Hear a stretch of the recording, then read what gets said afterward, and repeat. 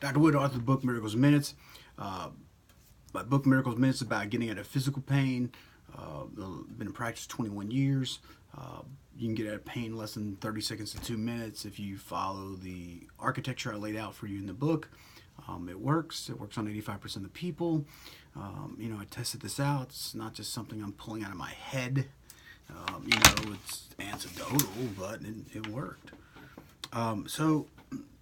And part of that experience is, that we're not just our physical body, our thoughts change things. If you get upset, it increases your heart rate and stuff like that. So I'm covering some concepts to work on the spiritual, emotional, soul side, or the psyche. The psyche is the psychology study of soul, okay, of who you are or who you think you are, but maybe not really.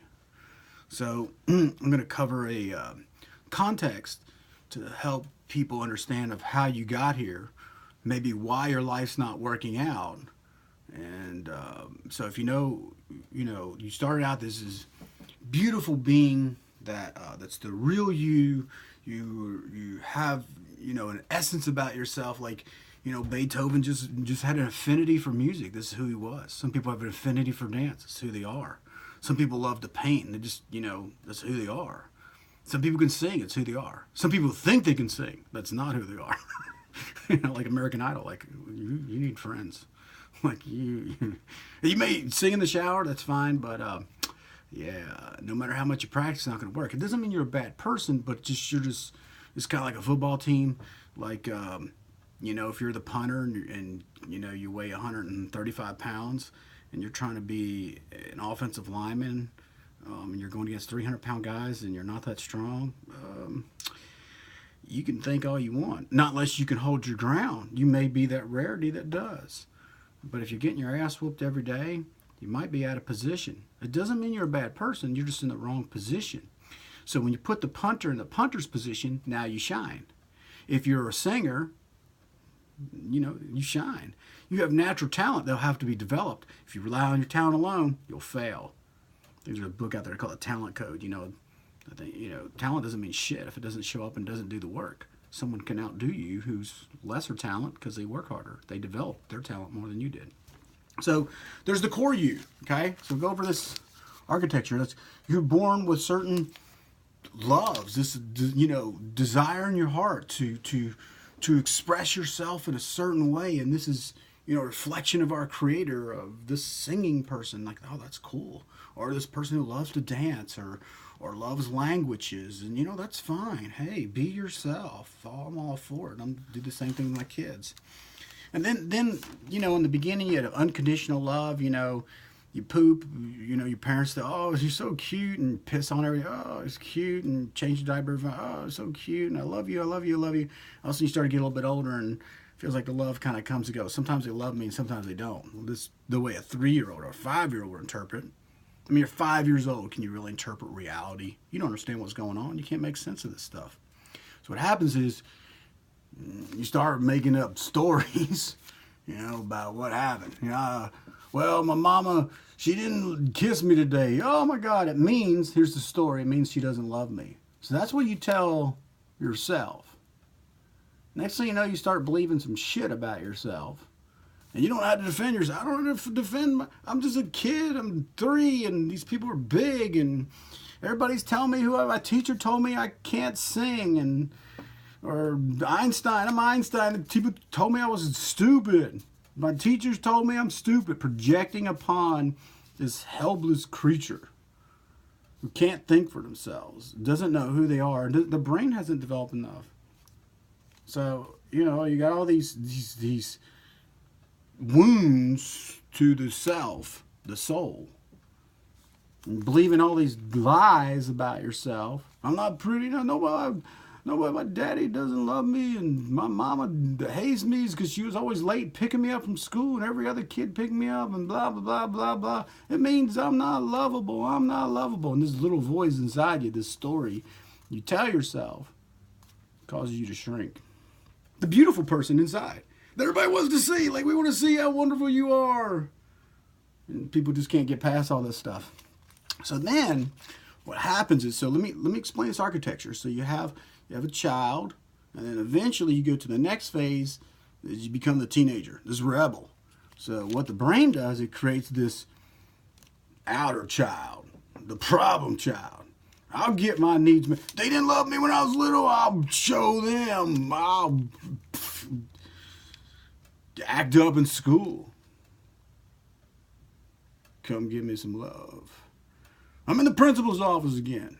Well, you wouldn't come get me as a kid. Now you're coming to get me all the time. As his outer child. This rebel, but it's all because you're believing in all these stories and garbage. The stories are what's causing the problem. And then it creates this outer rebel child, that the saboteur of your life. And there's still this beautiful person inside waiting to come out. There's something in your heart. I just had this dream, but I'm not that person. Everybody told me I'm no good, man. I'm no good, man. I'm telling you, my teachers and blah blah. So there's all the noise going on in your head and all this chatter. Where are you living at? In your head.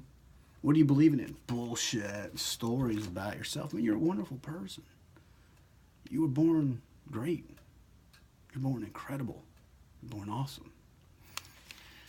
Supposedly, as an adult supposed to show up at some time called a grown-up. Hold on a minute. Enough with the bullshit in the room and anarchy in the classroom. There's supposed to be an adult here. This mature person who can give unconditional love. I love you anyway. What reason? I don't have a reason. I love you. You're my kid. I love myself. This mature, I love you unconditionally. What reason? I just love you. I tell my daughters I could be mad. I could disagree with you. Doesn't mean I don't love you. I always love you. But we may not be agreeing right now because I think you're being a shithead. This is the way it is. I don't think that's best for you. My job as the adult, I'm not your friend. I'm the mature person who wants to do what's best for you because I want your highest good. And I have wisdom, life experience that you don't have. Hey, I've made a lot of mistakes. Some shit doesn't work out. I'd like to share that with you if I can. Or if you want to go fall in the hole, you can do that too. I'll let you fall in the hole. And don't expect me to come save you.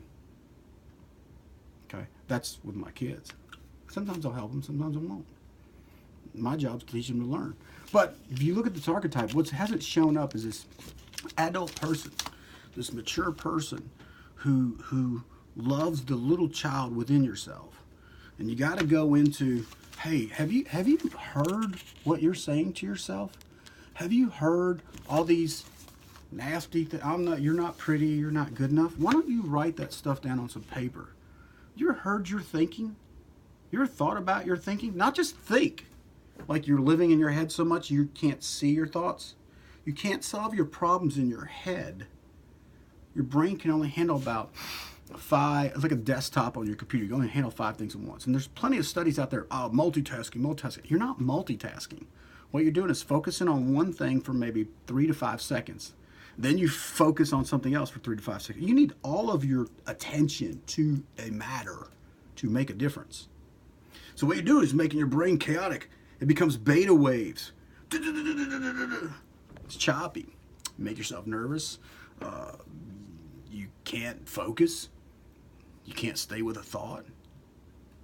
You lose track of things. You're starting to feel like you're losing your mind. Then you become more chattery. Alpha waves or alpha human being. You're calm, you're relaxed and confident. You're just here. You learn how to be present with yourself. So if you get your thoughts down and write them on paper, you get them out of your head and you can actually see them. So think like you're on the sidelines. Now you're going to use the observer. Look how to observe your thinking. Like, wow, I can't believe I was saying that to myself. I'm a mature adult. I need to have a conversation with myself.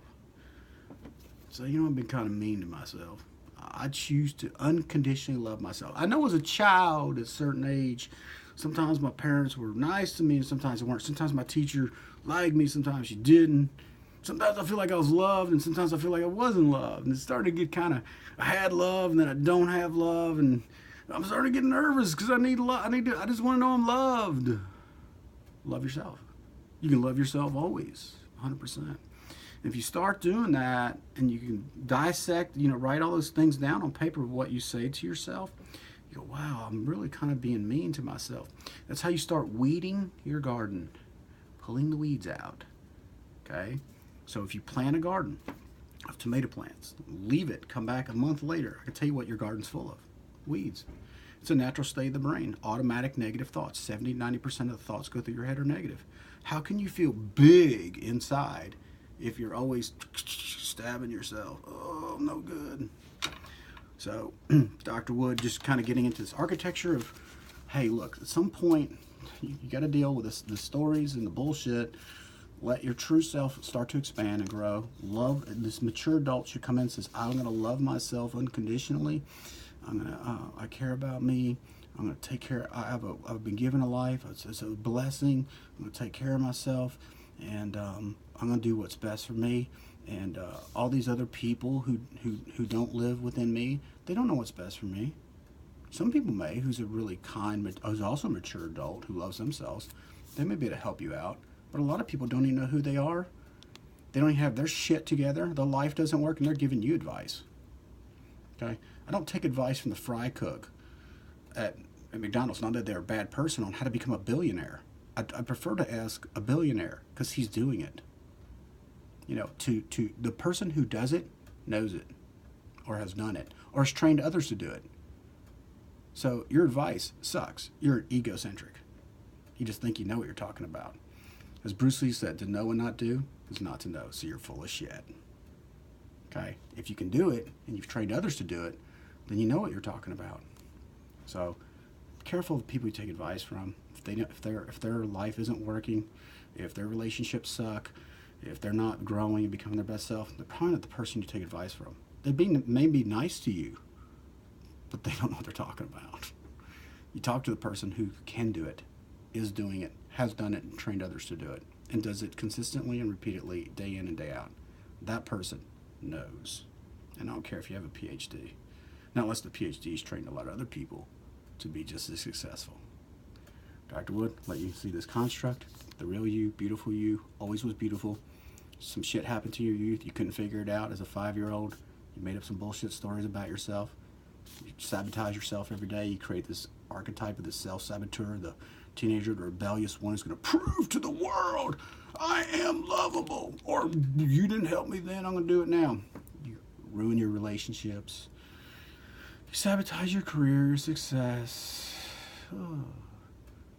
Let's just bring the adult into the room and love this person and thank this person for being here and helping you out while the adult wasn't in the room.